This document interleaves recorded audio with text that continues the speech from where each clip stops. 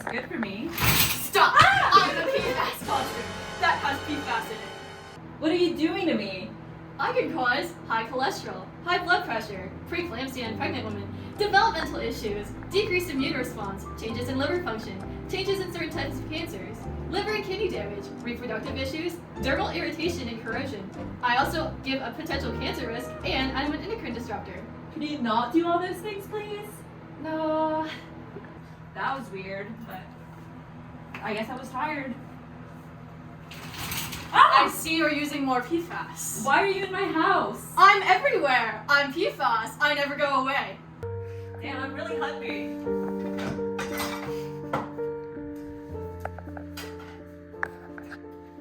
I'm back! Again? Yes. Guess I can't have breakfast. I'll just have microwave popcorn instead. Still here? Oh dang, I need my rain jacket. Don't you need this? Hello, Dr. Kim. Hi, nice to meet you. Thanks for meeting with me. So this morning I really realized how many things contains PFAS. So what, as an individual, can I do to avoid it? Just as a general guideline, you can avoid things like nonstick pans or things that have waterproof coatings. Those usually have PFAS in it.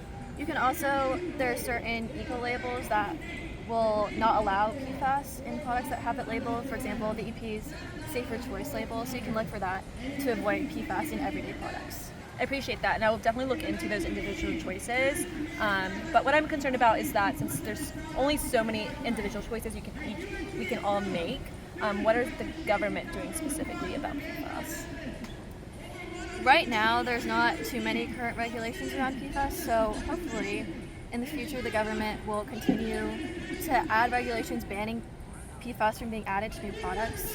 Hopefully they'll also fund research into PFAS alternatives, so replacing things like waterproof coatings with better chemicals that don't pollute the environment like PFAS. And maybe they could also fund research around how to break down PFAS, because that's one of the big issues, is it goes out into the environment and then it never breaks down, and so it just continues to persist. So if we could find a process or bacteria that will break down PFAS, that would be a great solution. All right, well, thank you so much for meeting with me. I'll be sure to share everything I learned today with my community, just so we can be better informed. Yeah, thank you so much for your interest in PFAS. Good luck on your quest to learn more about it. Thank you. Welcome to today's town hall. Does anybody have any questions to get us started? Yes, you. It's everywhere, so what are we supposed to do? Why does it matter? PFAS are endocrine disruptors. They have a ton of health risks like corrosion to your skin, dermal irritation, kidney problems, liver damage, basically everything that's just not good for you. They come from anything from like your coffee liner, nonstick pans, a lot of plastic that's being made. Teflon's a huge one. Especially around here, we have Chemours, their manufacturing plant. PFAS, is everywhere basically in all of our water. Do we have any others? Yeah. What's being done about PFAS currently? I mean, there is some stuff being done. It's still in early phases. I mean, we haven't really actively been trying to do anything about it for a while. A huge thing that's going on right now is, it's really important, like community science is huge. Testing your water.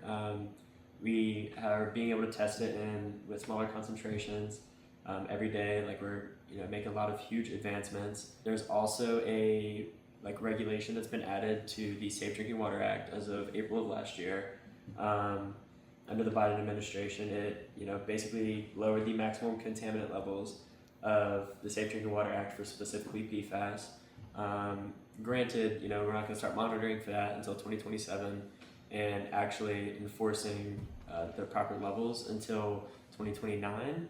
There are other things like banning the sludge that's out of the Haw River, or at least testing it. FDA is banning grease proofing agent with PFAS agents.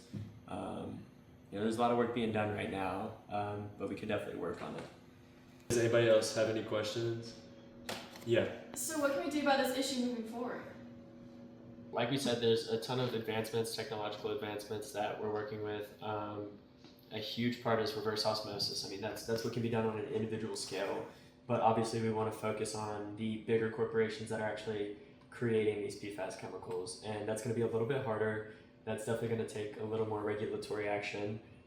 Like we talked about with the Safe Drinking Water Act, the regulation to that statute, we want to focus on that, get it passed through the Federal Register, so that way it can't just be repealed as easily. It can't just be like an executive order. Community science, like we mentioned with what is being done, we can kind of make our testing better, and we can also have it so we can inform the public a little bit, like inform all of you guys more about like taking out of your water, even just from simple pitcher filters all the way to in-house source systems. Who's even gonna pay for all this pollution to clean it up? Who's paying for it's going to definitely be a little bit harder of a problem.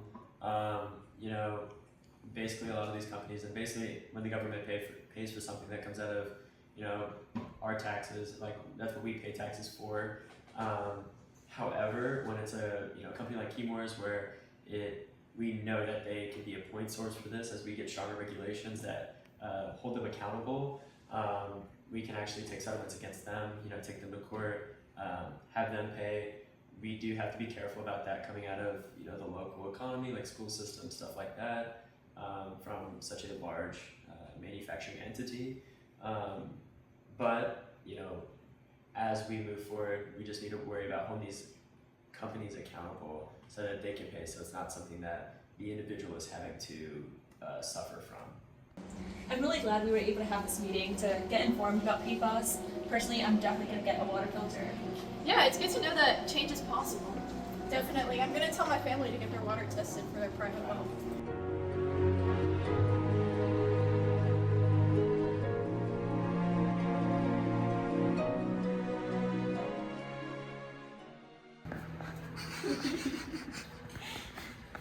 I'm so gone.